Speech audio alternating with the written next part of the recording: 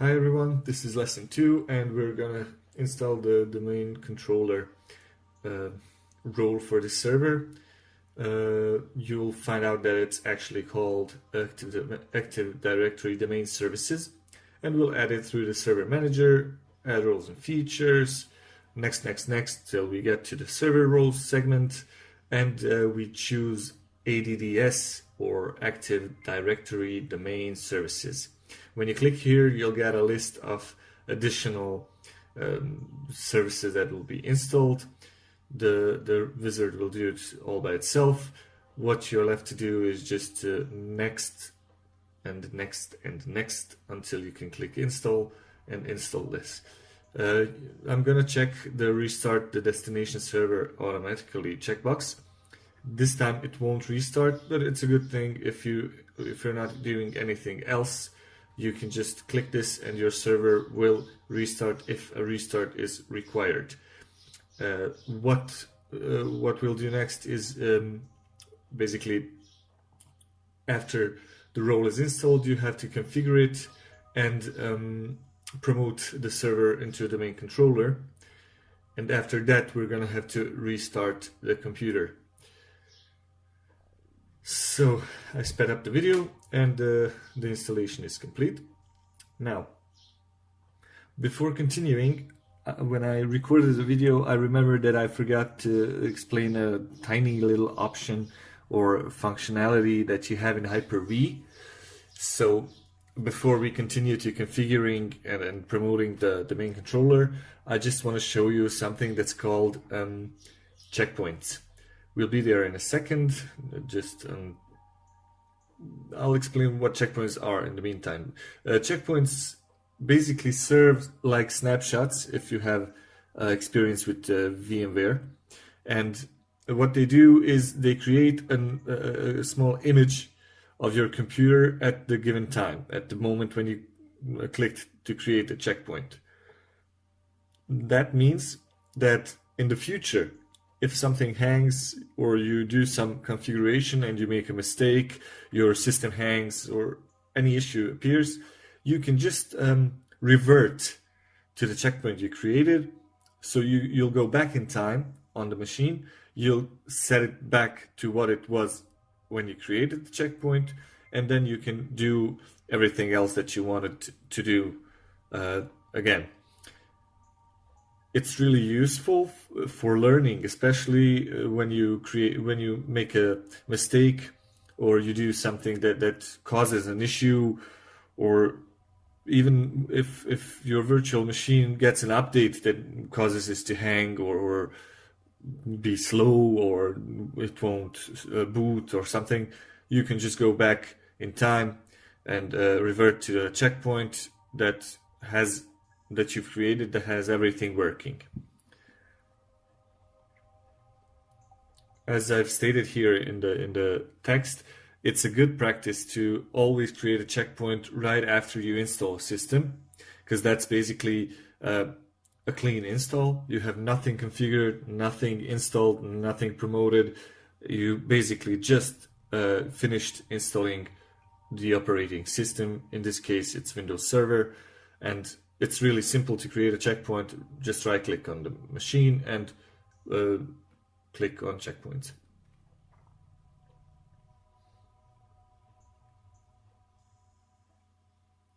There, we've created a checkpoint, and now when we click on the machine after the checkpoint is created,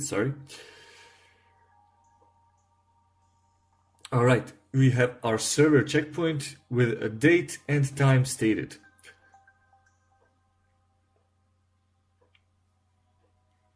So yeah, and when we click here and then go to apply, we can return the machine to the point where it was when we created the checkpoint. It wouldn't make any sense to do that right now because yeah, we are on the machine and it happened just a couple of seconds ago. Now,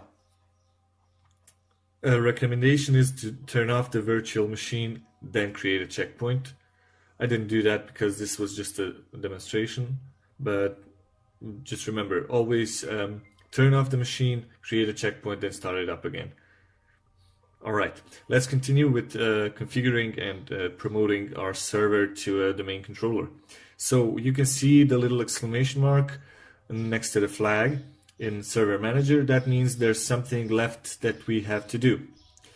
By the way, don't mind the red one down next to services. This happens in Windows Server. Even when it's just installed, it will always have some kind of notification or error or whatever. Anyway, as you can see, the exclamation mark next to the flag shows we have to configure something. Now, before setting up the domain, let's change the name of the computer to DC01 or whatever. I usually call my domain controllers DC01, 02, 03, etc. Depending on how many there are. And yeah, this one will be DC01. It'll ask us to restart the computer. I'm going to do that quickly.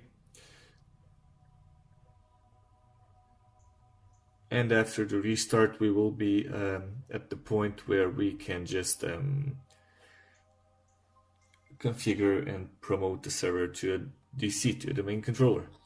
We're back, and thank you, thank God for the ability to speed up video. Who would wait for a restart to happen? Anyway, we're back, and now we're gonna let the server manager do its initial checkups, and when it's ready, we're gonna get the little exclamation mark back at the top of the screen.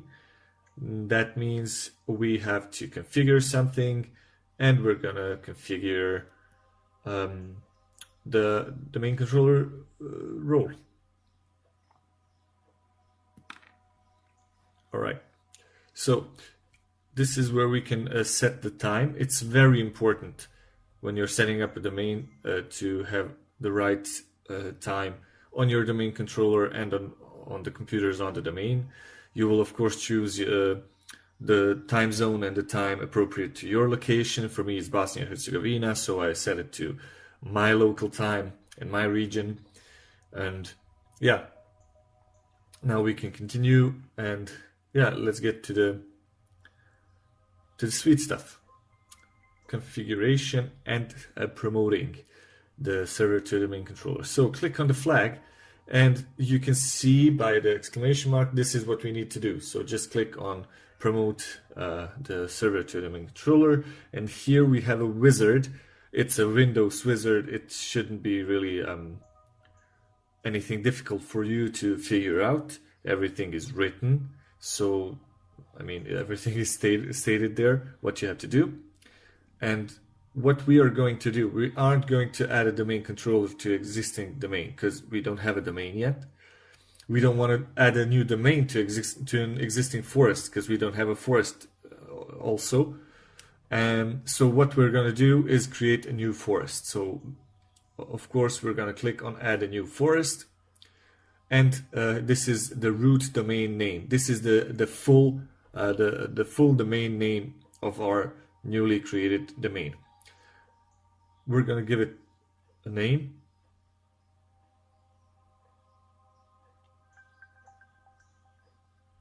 And just so you know, a forest is basically an environment of many communicating domains. It can be 1 or 10 or 500 domains, whatever. Depends on your infrastructure, on your company, on what you're working with. All right, so we're creating a domain. We have to type a password. Before that, you can just leave everything as is and type a password that you'll remember. This is a DSRM password. It's used for restoring directory services. We're not going to talk about that right now because, to be honest, I don't remember if I've ever had to use it, but still be sure that you saved it somewhere or you remembered it well. And yeah, I know it's not a smart thing, but I usually just use the same password that I set as the local or domain admin when I install the server system. All right, let's click next. it's asking you if you want the server to create a DNS delegation. Now, we don't have the DNS role installed, so we're just going to click next.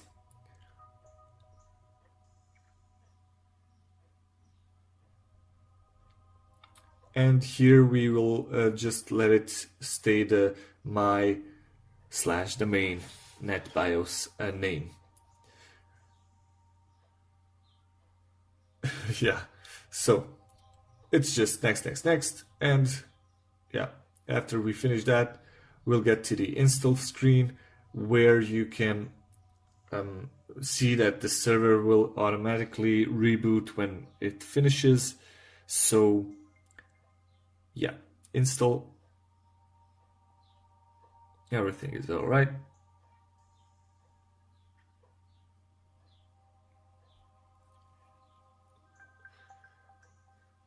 We're gonna let the wizard do its thing and the computer will restart. After the server restarts, we'll be able to log into our domain admin account, and it will be the first login on our new domain.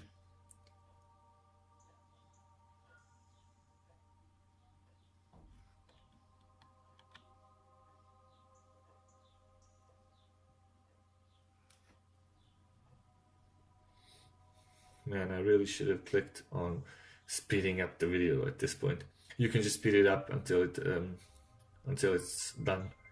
There's nothing really important happening in the meantime.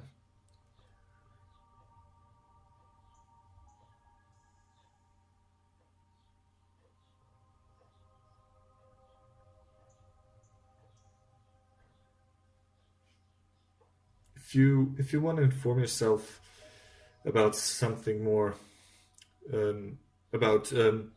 if you want more information about domain controllers, Windows Server, or anything related to it, you can really find lots and lots of information on Microsoft sites, or just Google it.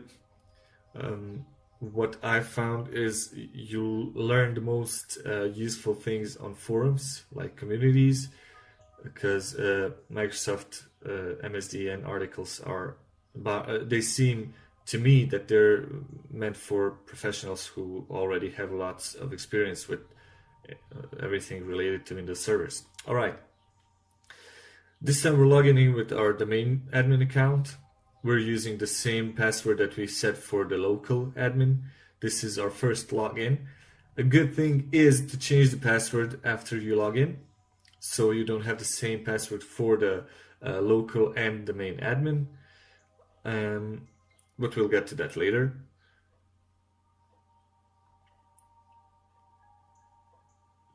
Did you catch my password? Yeah, I said it. I said it before. I set it to a simple password that isn't that easy to crack. And yeah, this is very important. Sometimes, especially on older systems, you can't log in unless you type the full, like, domain name / username. I don't think it happens on newer server systems and also on newer Windows, but just be sure to know this. Like, if you sometimes get a problem, try and log in with the full domain / username credentials. All right, we're logging into our domain for the first time. This is now our domain admin desktop, and we'll wait for the server manager again.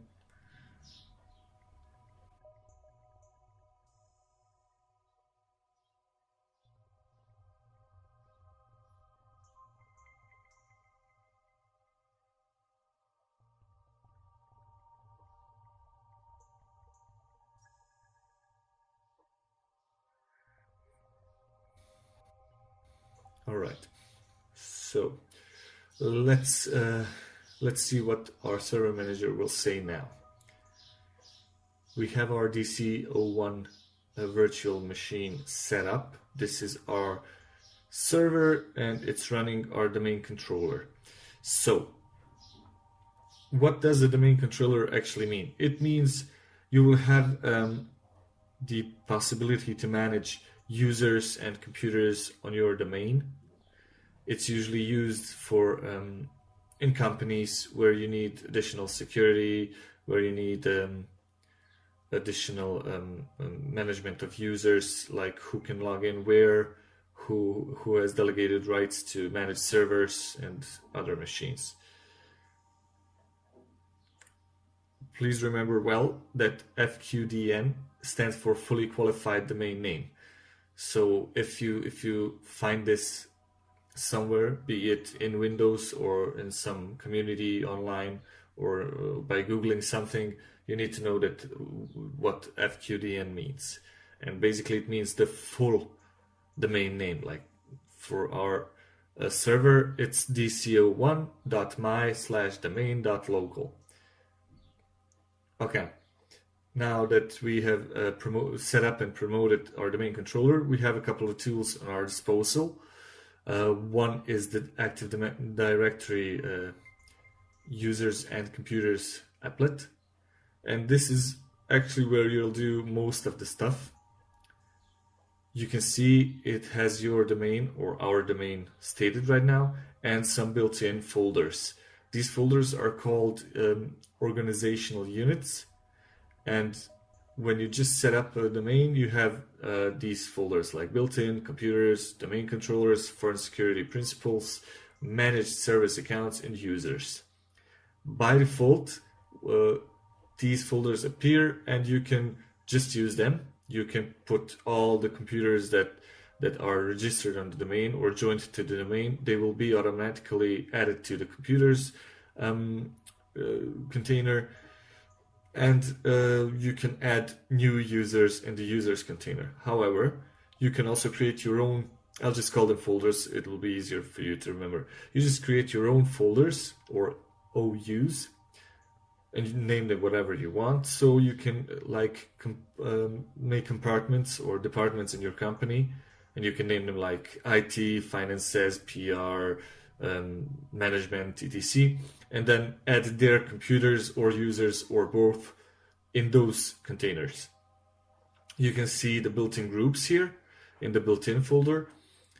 They are basically used to make it easier to assign certain permissions, for example, remote desktop users and stuff like that. Then we have the computers container. It's currently empty because we haven't joined any new computers to this domain. That will happen in our next exercise. Then we have domain controllers where we can see our server already there. So it's been automatically added to it. And yeah, you can see it here. It states it's a DC01. That's its name. It states the type and other stuff. And here are the users. The default user that's created is the administrator. That's the domain admin. That's the account that we're currently using. As you can see, the default account and the guest account are disabled by default. They should stay disabled. And then there's some security groups that we'll talk about them later. Basically, all of these have all the groups in the Active Directory that we've seen so far are used for certain permissions. All right.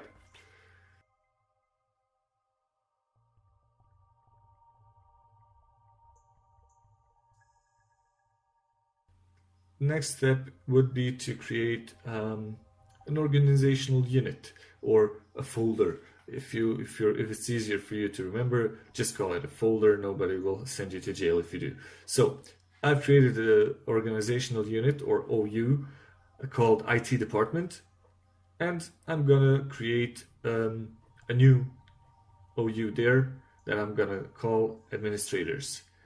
This container, I could create some users that I want to make administrators for with certain permissions for the whole domain or for certain computers, machines, servers, etc.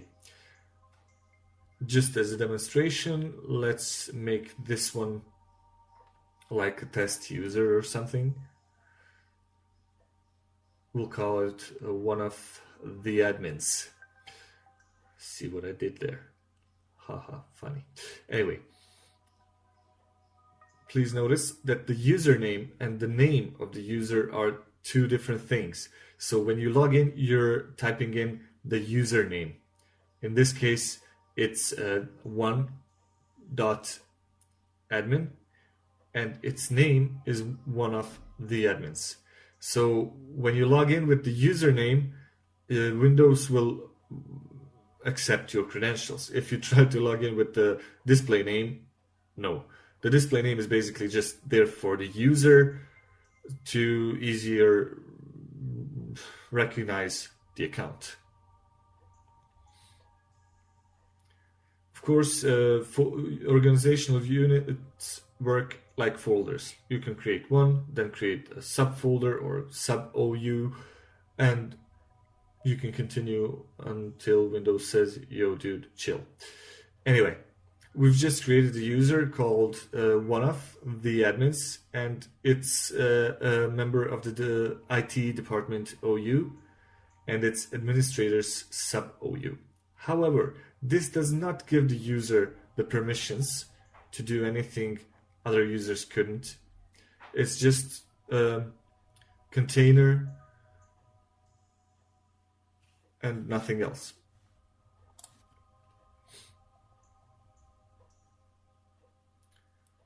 As you can see, the username is one.admin, or the full the domain username would be mydomain/1admin, or better said, my/domain/1admin. You can just click around in this applet in the AD users and computers. You can find all sorts of stuff. Don't change environment. In the environment tab, don't change stuff. You don't want to mess up something. But the general tab, address, account, and organization, you can enter whatever you want. You can click around and just get familiar with the stuff that you can find. And now we have added the user to administrators group. Now, this group will give it some admin rights. Now the user is an admin. Now it's not, because we've removed. Now remember this, it doesn't matter what you name your container or your organizational unit. In Active Directory, you have to go through a separate process to give a user some or all administrative rights for the domain.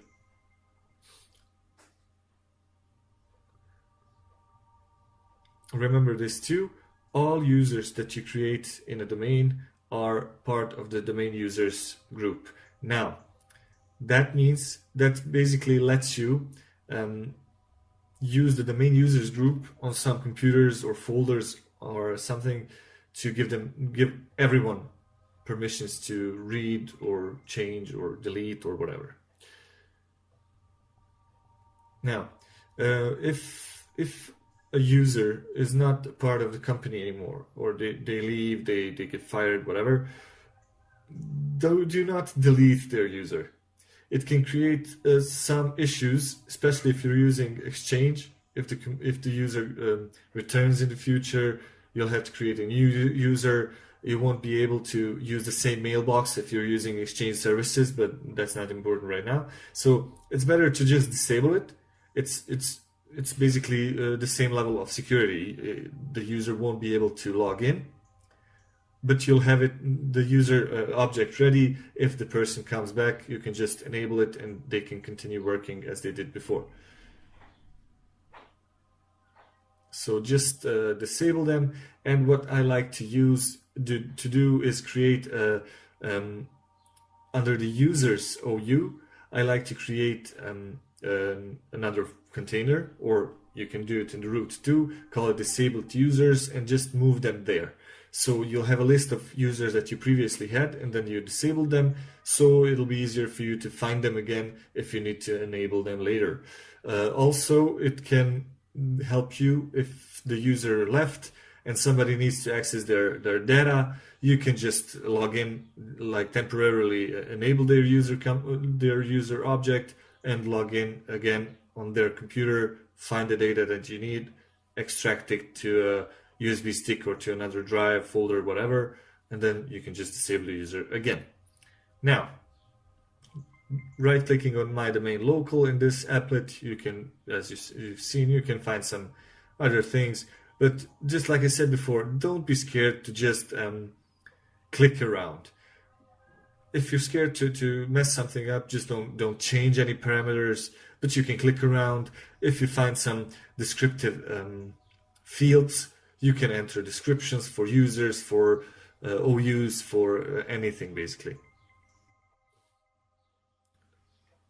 Again, the checkpoints. Now that we've started our domain, like set up everything, it's a good thing to create a checkpoint. So if you do something bad, you mess something up, you delete something that you shouldn't have, you can just go to your Hyper-V host and click revert. You can revert to the checkpoint right now, to the point where our domain just was set up and we are enjoying a clean domain.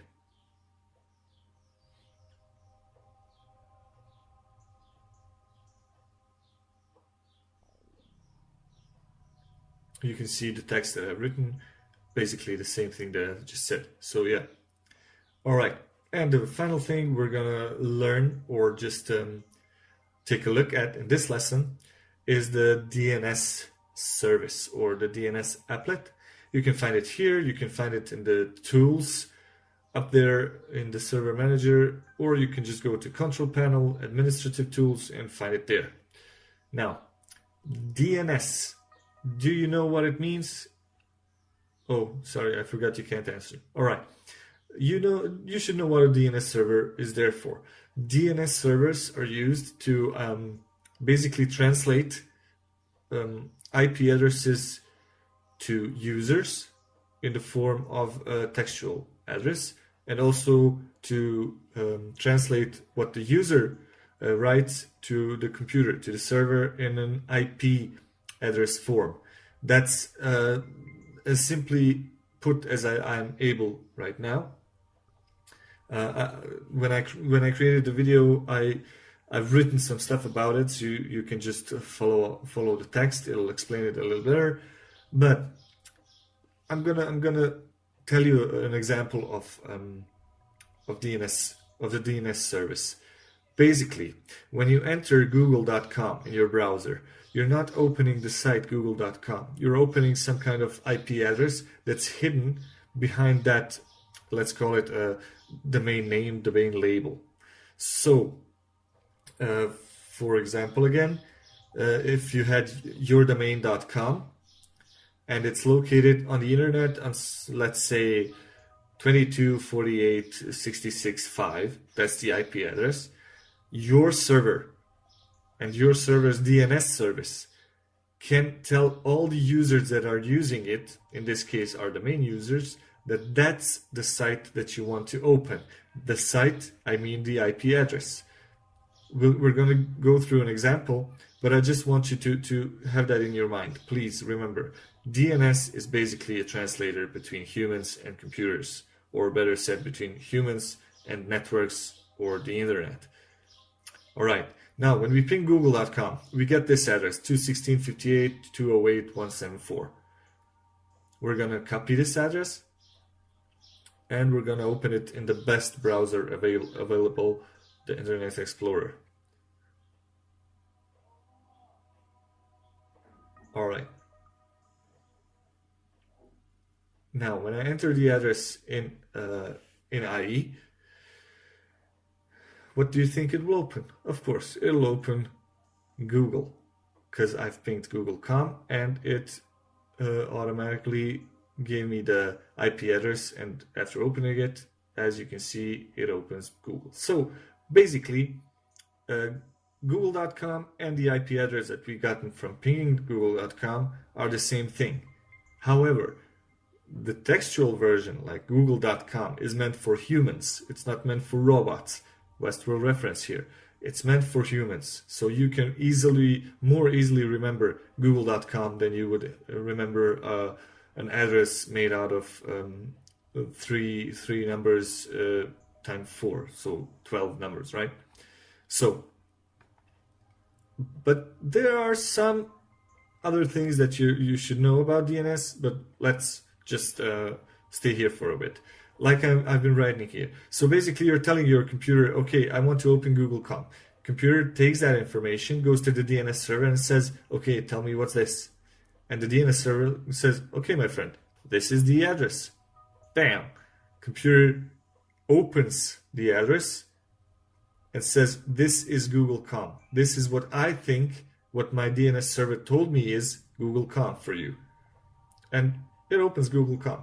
However, don't let the ping command fool you. You will see now, if we do the same with YouTube, what will happen. Can you guess?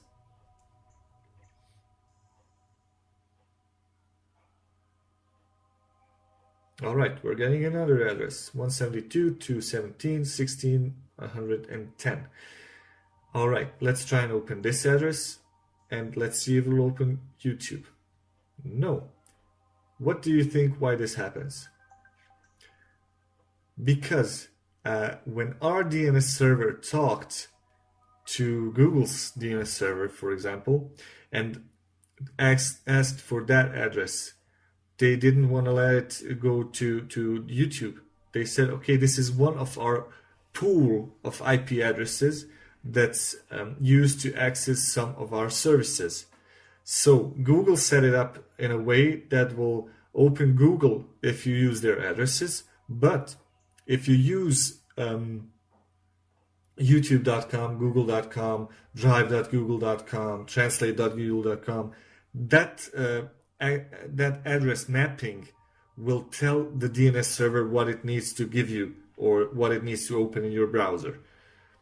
It's a little complicated from here, so I'm not going to go too deep into it. You just need to know the IP address is not always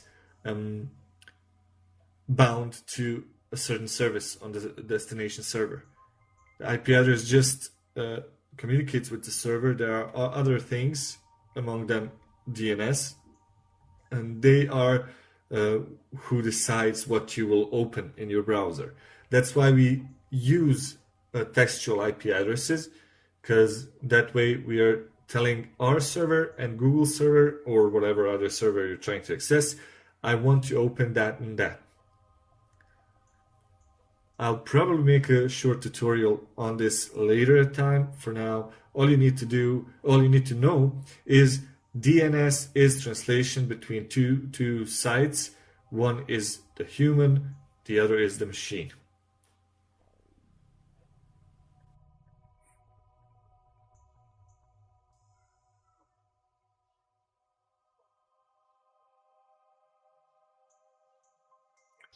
If you have any experience with SharePoint, which is something like WordPress but made by Microsoft, you will know what I'm talking about when I say alternate access mappings. Basically means you can have several sites on one server under one IP address, but you just map them to, let's say, different ports, and based on user input, the server decides which site to open for the user. Like example, I can make mysite.com, yoursite.com, and theirsite.com, and tell the server to open my site if it's just a plain address, which by default uses the port 80, or I can say if it's yoursite.com, use the port 99, and it'll open some other site, etc. It's not that complicated, but if you have no idea about it, it's better not to sweat. Okay, now thing I like to do is change the IP address of my domain controller.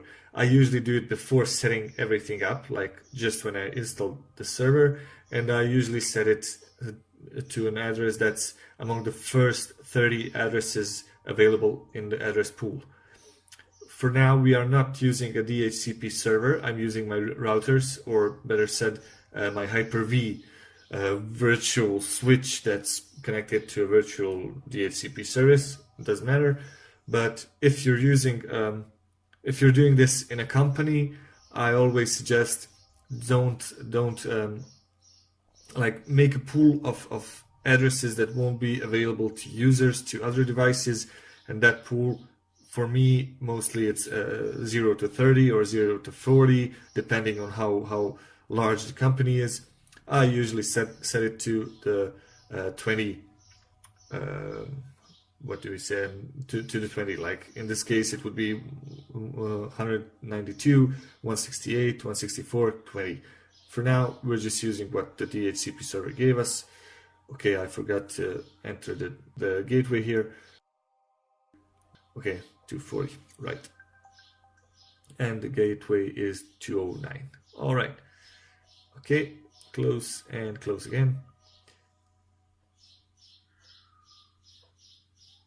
Another thing, always set your domain controller and all your server addresses to a fixed value.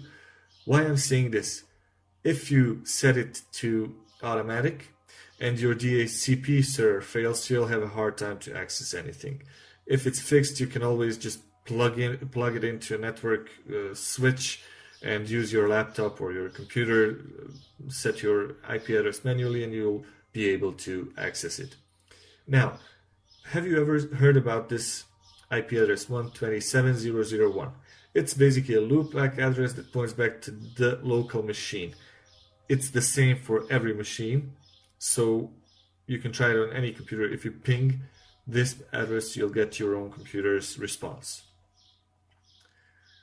Since our DC is also our DNS server, we're going to set it to our first DNS server in the network options. You can do this for other computers too, but then you won't set 127.0.0.1. You'll set the whole IP address of the domain controller, so the 222 address that we have. Anyway,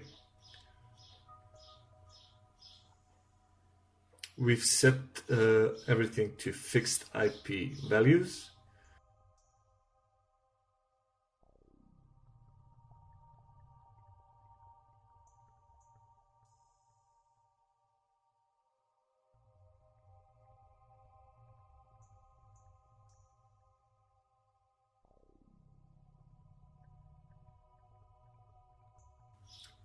Hosts are basically just names for IP addresses. So you can add hosts manually. Any computer that's joined to your domain will appear in the DNS list. It'll have its own record. And well, hosts are computer names behind whom are IP addresses.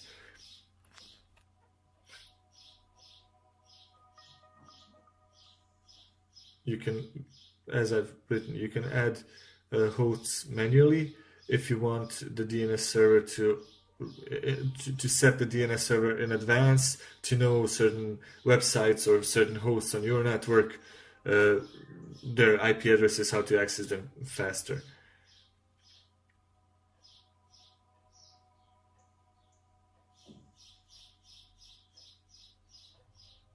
All right, here's SharePoint again. I totally forgot I mentioned it. All right, so if you wanna add a host, we're gonna set it now to my SharePoint blah blah blah local.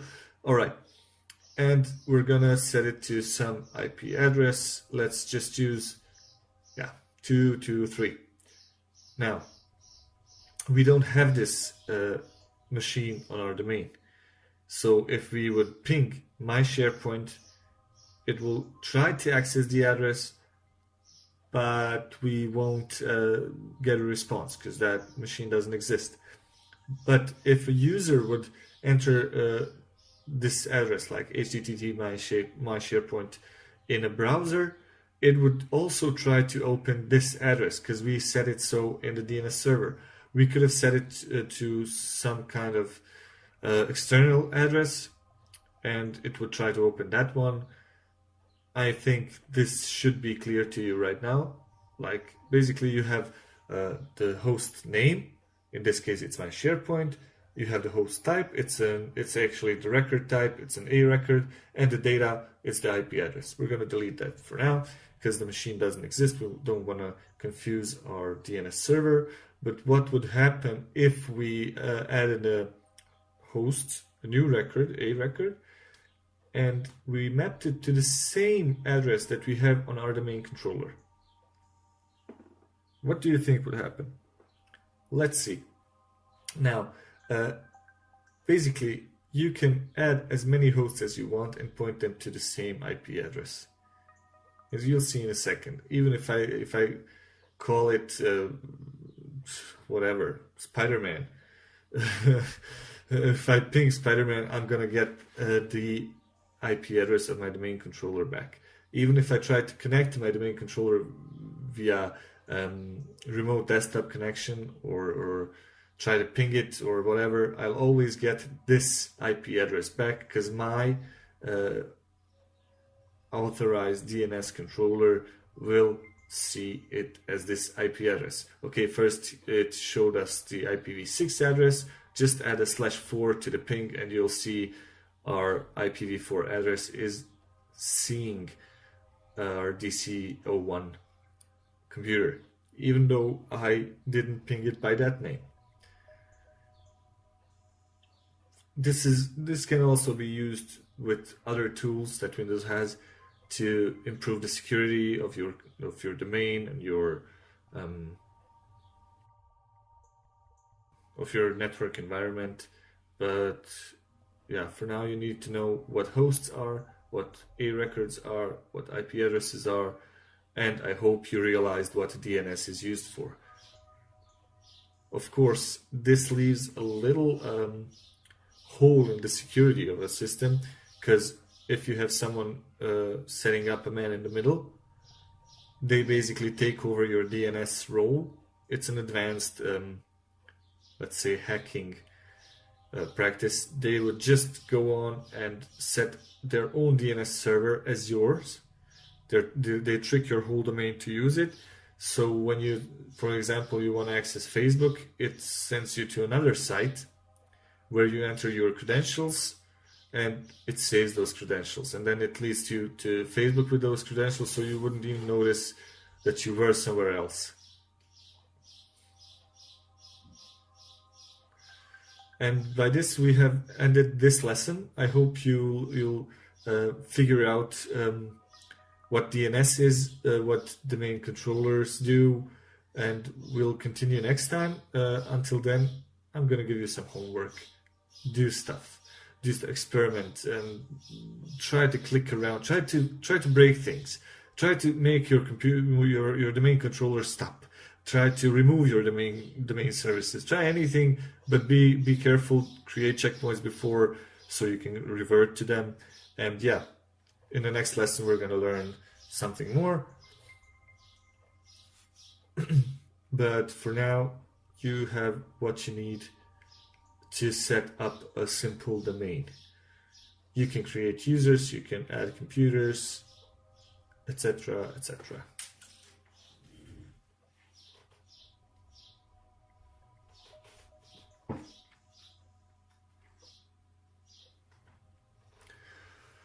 For the next lesson, please prepare a virtual machine on Hyper-V and install a user operating system. I'm going to be using Windows 7 or Windows 10. I don't know. I have all the ISO files, so I'll think about what I'm going to use.